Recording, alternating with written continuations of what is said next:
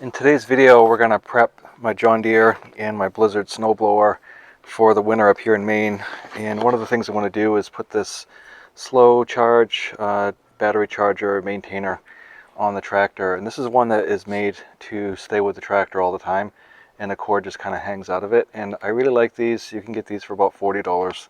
They're pretty handy to have, so you never have to drag a battery charger out to your tractor. It's already on it, and all you have to do is just plug it in. But it does keep it maintained while you're not using it. And one of the reasons I like that up here in the winter is just because it gets so cold, and even sometimes a good battery doesn't do so well. But one of the things I need to do to put the snowblower on is I got to put these bushings on the snowblower. I've never used it on this tractor before, so we have to do that. We're going to grease the tractor. We're going to go through a bunch of steps that we need to do to prep this tractor for winter, as well as the snowblower. So hopefully you'll hang around for a few minutes, and let's go get this put together. These bushings come with a set of roll pins, and they can be a little difficult to get started. A lot of times they'll go at an angle, or you just can't seem to get it to go in. And so a little trick I do with these, and you just want to put in just a hair of it in a vise and then crank it down. But you don't want to flatten it, you just want to squish that opening. So we're just going to do that a little bit. On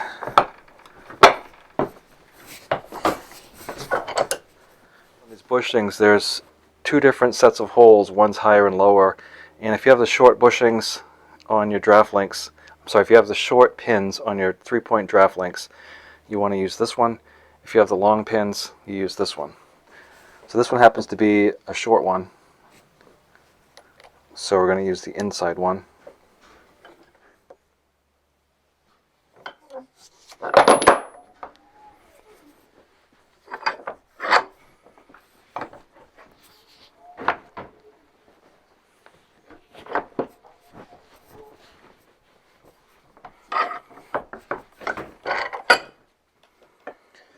Some of you may have an easier way to do this, but this is the way I do it.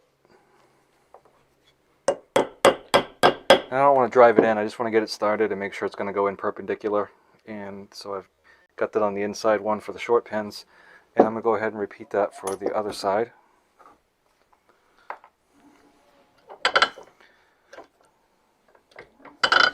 Like I said, some of you may have a better way to do this. This is just the way, it's another way that I've done, and it works.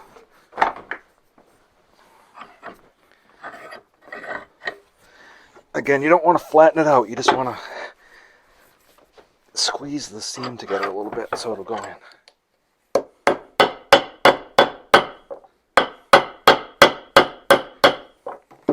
Just be super careful you don't mash your finger while you're doing it. Now, one step I'm a little bit behind on this year is I usually run around and touch up everything. Either do it in the spring when I put it away, or I do it in the fall when I get ready to use it again. And for this application, I'm going to use some galvanizing compound.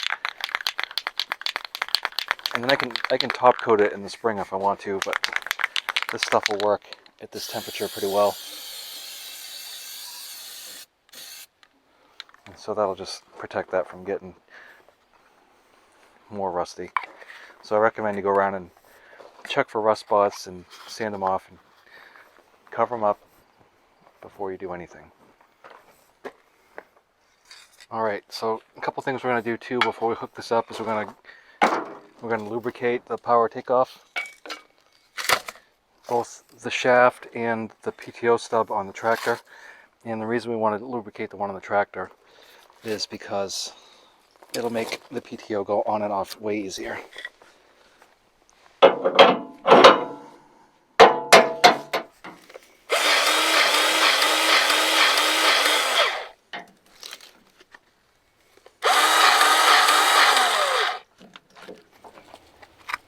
Pull back and then push it in, and to take it off you have to squeeze this back and then pull it out.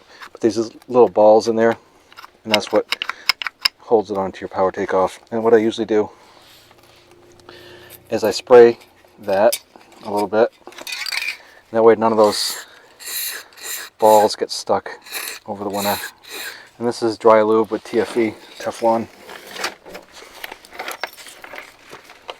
Ways that power shafts are built. Some are built like square tubes, and some look like this bell. You can see the bell right there. And then what happens is this other part slides into it.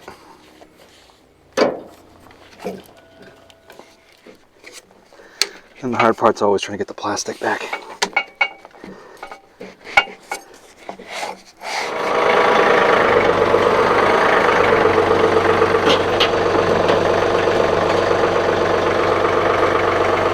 I'm not going to need to use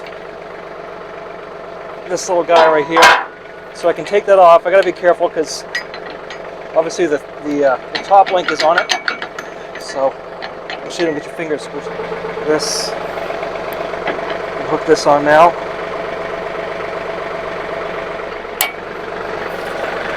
Now I'll go ahead and connect the power. So again, these can be kind of a pain because you have to pull back to push on and vice versa. But you can sit here all day pulling this coupler and it doesn't do anything. You have to push this part back. So I usually try to grab it in here. Now the thing about this John Deere is that power shaft doesn't turn. I can't just turn it like I can with the other stuff I have. So it makes it kind of a bear to hook it on.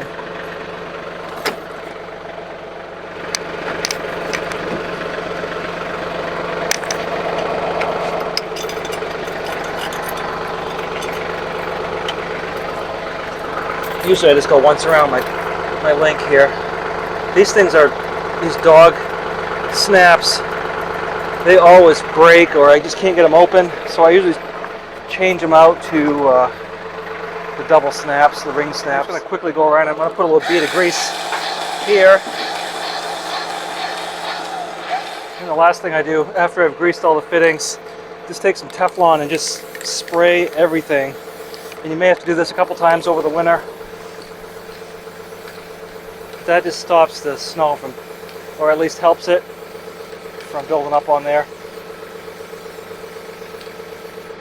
Don't forget to go down your chute, because that's a lot of times where it sticks. Now the skid shoes on these, you can adjust them up or down. So these are up right now, and I probably want to set them down because what happens is I've got dirt, and if these are too far, if these are up, that means the cutting edge is down, and it's more likely to start encountering these rocks and throwing them through the machine. So you want those to be put down. So what you want to do is unbolt these and make this where it hooks in. These tires are loaded with beet juice, and I got some bolt-on weights, and those are from Agri Supply or something like that, but they fit perfectly. You can check your oil right there, and there's your oil filter, and here's your fuel water separator. So the thing about this John Deere is the whole hood doesn't come up. It's just the top. So there's a few things in the kit. Obviously there's instructions, and then you've got the charger itself, the maintainer. So you've got a 110 plug,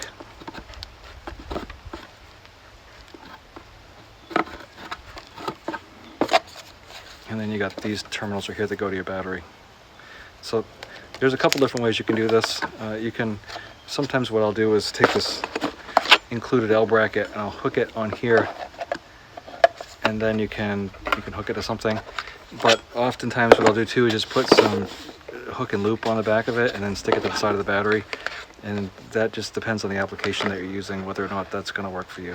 This is a good time to do some maintenance on your battery while you're in here. So the ground.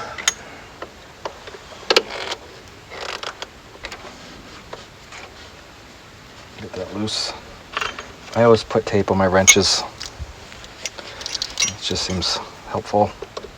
A lot of rust and corrosion on this positive terminal, but it looks like there's still a lot of meat left on that bolt, so I don't think that's an issue.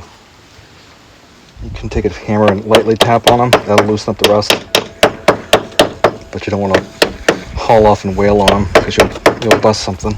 Alright, so like I said, in the event I want to use it, all I have to do is just pop the hood. But we're going to test it real quick. So when it's plugged in,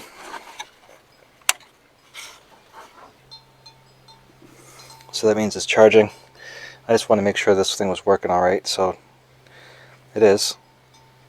Another thing we want to check, and you want to make sure that your tractor's nice and cool before you do this. You want to check the antifreeze, make sure it's going to be good for cold weather.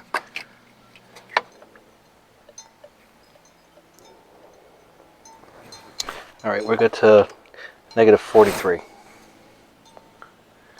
Alright, so the snowblower's on, our chains are on, we've checked all the fluids, the oil, antifreeze, hydraulic fluid, checked the tire pressures, our battery charger maintainer is on there, we've checked our antifreeze, and the last thing I want to touch on is some diesel 911 or whatever your preferred brand is. This has always worked for me pretty well. When it gets cold, the fuel tends to gel up, and even though they treat the fuel, your tractors sometimes just sit a little bit too long maybe, or the additive isn't quite enough, and then you end up with some gel up problems. So I always pre-treat my fuel with some of this, and I have a bulk tank, and I always put a healthy dose of this in there as well, so just be cognizant of when the fuel. So just remember, you know, when it gets cold, you want to make sure you've got some winter ready fuel in there. You don't want summer fuel because you'll have issues. I think that's about all I had for today as far as getting the tractor ready for winter. If you have anything that you can think of, put it down below, and I'd love to hear from you. Thanks for watching, and I'll talk to you next time.